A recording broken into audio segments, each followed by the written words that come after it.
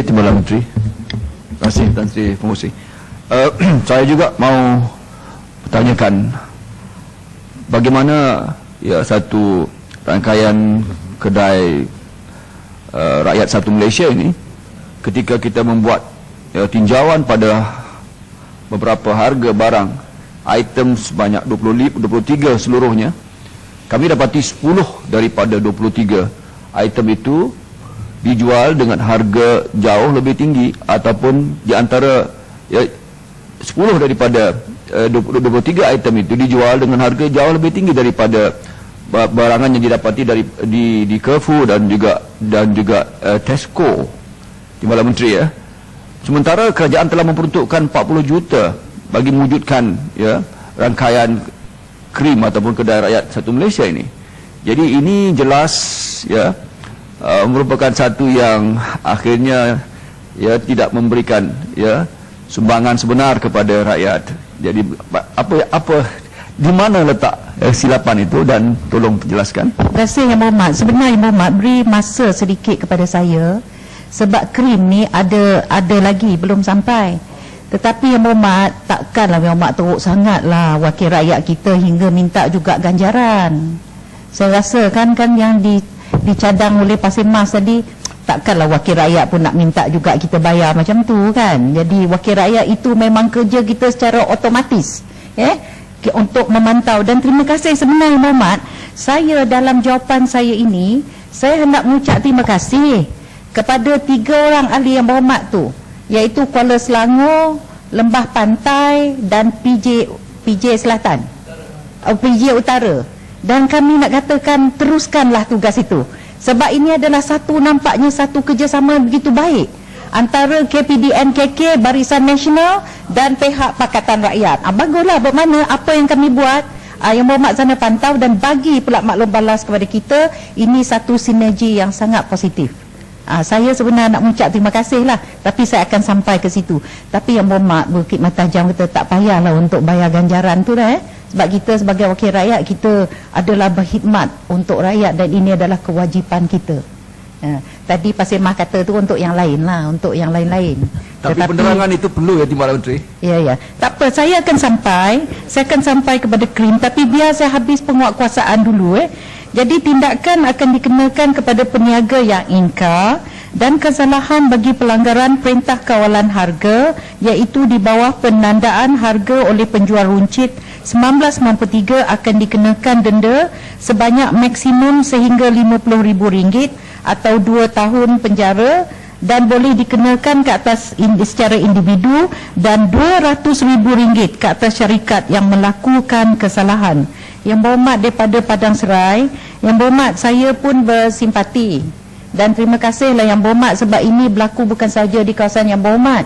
Yang minum arak ni, yang arak kecil ni, ini berlaku di mana-mana. Tapi walaupun demikian Yang Berhormat, kita tidak penguatkuasaan kita tidak kepada benda ini. Ini adalah di bawah PBT, di bawah Kementerian Perumahan dan Kerajaan Tempatan, sebab lesen itu daripada mereka. Namun demikian Yang Berhormat, kita sentiasa seharus mana-mana ruang yang kita dapat sebagai wakil rakyat yang bertanggungjawab, kita bawalah perkara ini supaya ianya sampai kepada pihak-pihak yang berkenaan ya.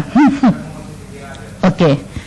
Manakala berhubung isu pegawai pemantau harga, terima kasih Yang Berhormat, peruntukan emolumen pegawai pemantau harga bagi tahun 2011 diberikan melalui peruntukan tambahan daripada Kementerian Kewangan, dan ketika ini jumlah anggota adalah seramai 1,300 pegawai, dan mereka ini adalah pegawai dilantik berdasarkan perkhidmatan yang diberikan, iaitu contract for service. Dan kami memang begitu berterima kasih kepada ahli-ahli Yang Berhormat tadi, dan kementerian telah membawa isu untuk menyerapkan perjawatan ini kepada pihak-pihak yang berkenaan, dan insya-Allah ianya dalam pertimbangan.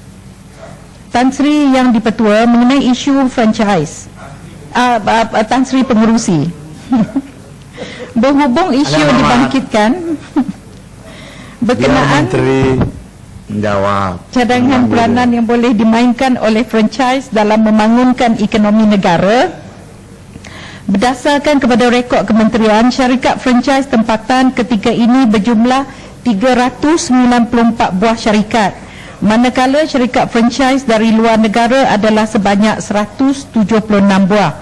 Syarikat-syarikat franchisor perlu untuk mendaftar dengan pejabat pendaftar franchise, dan data terkini menunjukkan sehingga 1 November tahun ini sebanyak 570 buah syarikat telah didaftarkan. Namun begitu, jumlah franchisee tidak dapat dikenal pasti, memandangkan franchisee tidak diwajibkan untuk berdaftar di bawah Akta Franchise 1998. Selain daripada itu, persoalan berkaitan apakah syarat dan urus niaga franchise. Ingin saya nyatakan di sini bahawa dalam sesebuah perniagaan franchise, kuasa untuk membenarkan franchisee atau master franchisee untuk melaksanakan sub-franchisee sesebuah jenama kepada franchisee lain adalah di bawah budi bicara franchisor sendiri. Adalah terserah kepada dasar franchisor sama ada franchisor ingin membenarkan master franchisee untuk menyerahkan hak atau untuk menguruskan outlet mereka sendiri.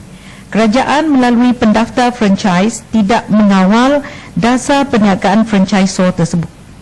Sehingga kini sejumlah 394 daripada keseluruhan 570 syarikat franchise tempatan dan 30% daripadanya adalah merupakan franchisor Bumiputera.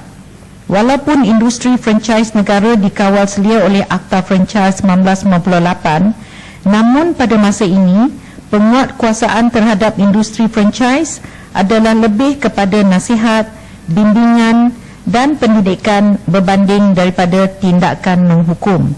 Ini kerana masih ramai franchisor, terutamanya franchisor tempatan, masih tidak memahami dengan mendalam perniagaan franchise secara keseluruhan, dan dimaklumkan bahawa Akta Franchise 1998 dicadangkan untuk dibentangkan pada sesi parlimen akan datang dengan tujuan pindaan ini supaya kawalan terhadap industri akan dapat dilaksanakan dengan lebih berkesan. Terima kasih.